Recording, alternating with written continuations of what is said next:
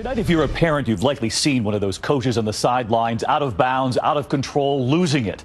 But we had never seen anything quite like this. You'll remember the one-time Rutgers coach hurling basketballs and homophobic slurs at his players. Well, tonight here, he is speaking out about it for the first time. The Robin Roberts exclusive. The coach saddled with regret, hoping for redemption, knowing it's the tape he can't erase. Me versus you, Tim? Probably just me versus you. It's a scene that goes on all over America. Sunday afternoon, here on the Jersey Shore. 15-year-old Michael and his dad shooting a few hoops in the driveway. Yeah, now I'm going to show you what dads all across America do. His sister Katie offering tips to dad. Keep doing that. You can't get to it. A college basketball coach you had likely never heard of before Mike Rice was featured in the highlight reel seen round the world. Take a look at this shocking video making headlines this morning. A basketball coach from Rutgers University caught on tape attacking his college players. Rutgers University coach Mike Rice losing it, kicking players in the rear end, hurling balls at their heads and their groins, smacking them with foam pads, big, strong athletes against their coach, defenseless. And when you turn up the sound, you hear the verbal abuse. Ranting, swearing, even screaming homophobic slurs. The story went viral earlier this year, unleashing cries of outrage. New Jersey Governor Chris Christie weighed in. What parent would let this animal back into their living room to try to recruit their son? And if Mike Rice was Kobe Bryant's coach, I would have smacked the hell out of him. I mean, no question about it. Rice became a punchline on The Daily Show. Go Scarlet Knights! Clear eyes, full hearts, fairies. Spoofed on Saturday Night Live. You take that ball, you put it through that hole, and I won't hit you with the bat. And sports commentators cried foul. Why does this man still have a job as the head basketball coach for Rutgers University? He should be fired. When the story exploded, so did Mike's career. I met him and his wife Carrie last week for a no-holds-barred conversation. When it became public, what was your reaction? My first reaction when I saw the tape was one of shock, of sadness that I would put myself in a situation like this. How do you defend throwing a ball at players, striking players, the verbal abuse, the anti-gay slurs? Yeah, you don't. It's unacceptable. It's something that I'll never get over. When Mike came home, after the public had seen that video, what was it like at home? It was devastating for all of us to live through those first few days, especially with the video being played over and over again. The video made Mike Rice the poster boy for abusive coaching. But he's hardly the first coach to be caught behaving badly. And we got technical. Former Indiana Hoosiers coach Bobby Knight, famous for his temper tantrums. Look at here, look at here. Bobby Knight just threw his chair clear across the free throw lane. Passion and competitive drive are a big part of the culture of basketball. And for Rice, it's a family tradition. His mother was a college player. His father, himself an intense coach and NBA broadcaster. You could say that Mike was born to coach basketball. Everyone in my immediate family had earned a Division I scholarship, and you have state champions and you have Hall of Famers. It was fun. It was fun being raised in that type of environment. Your father has the distinction of being the only broadcaster to be ejected from a game for arguing a call. He's certainly unique and pass it along. We have a lot of passion and a lot of energy and a lot of intensity. New York Times reporter Jonathan Mahler has been following Rice for 6 months. He had a very particular upbringing. He is wired a certain way. He's an incredibly intense, passionate, emotional person. These are things that helped make him a successful and a very good basketball coach.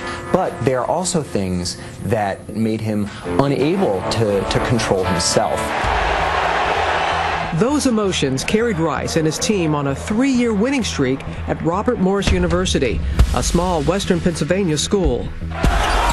Then, the break of a lifetime, the big leagues. Head coach at Rutgers University. Annual salary, $650,000. The mandate, get the team out of dead last and fast. The media were calling us the leftovers. The inexperienced coach from a small school in Western Pennsylvania. I had a chip on my shoulders. I think I put a lot on myself to show people, A, that I could do it, and B, that this program was going to take off, was going to change, and I was going to help change it. Were you ready? Looking back now, no. I let some of that pressure, some of that stress dictate some things that I did, some mistakes that I made. Mike's credo, practice must be harder than games. That temper never far from the surface. I thought it was necessary to get my team or that individual to be tougher. Good assistant coach right now will keep him away from the officials. And Rice was plenty tough on the sidelines during games, even getting himself thrown out, an early warning sign that his emotions were getting out of control. So Rutgers' second-year head coach will become a spectator.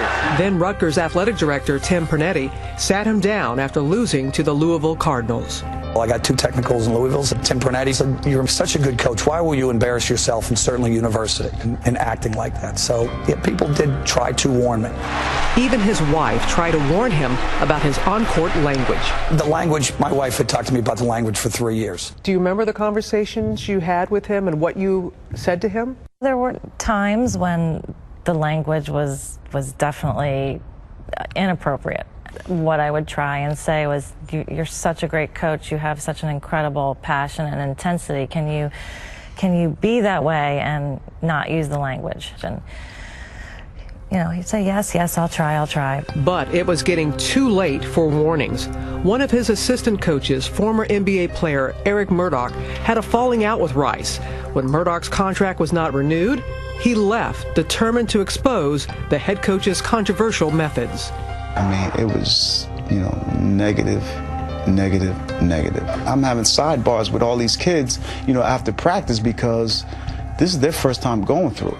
Murdock asked Rutgers for the tapes of all of Mike Rice's practices over the course of 2 seasons at Rutgers. And because Rutgers is a state university, it couldn't refuse the request. Out of those public records, hundreds of hours of practice tape, Murdock made a 30-minute clip reel focusing on Rice's temper tantrums, and he delivered it to Rutgers officials. Do you feel that Eric Murdock sent the video to the school? Why did he send it to the school? You'd have to ask him on those type of questions. I can only answer and explain or try to explain my actions. Rutgers launched an investigation. The report that the investigation produced didn't say you must fire Mike Rice. It condemned some of his actions, but for the most part, it didn't exactly exonerate him, but I think he felt that this was over. Rice was suspended for 3 games. Fines and lost income amounted to $75,000, and he was ordered to report to anger management counseling. Do you have an anger issue? That's what a lot of people ask, and that's the biggest misnomer or fact. Because if you watch practice, if anybody watched practice, I would lose self-control at times. Yeah, but 2 minutes after that or 2 minutes previous to that, I'm high-fiving and cheering. I could be the same person that I did that to. I would, be chest bumping literally 2 minutes later.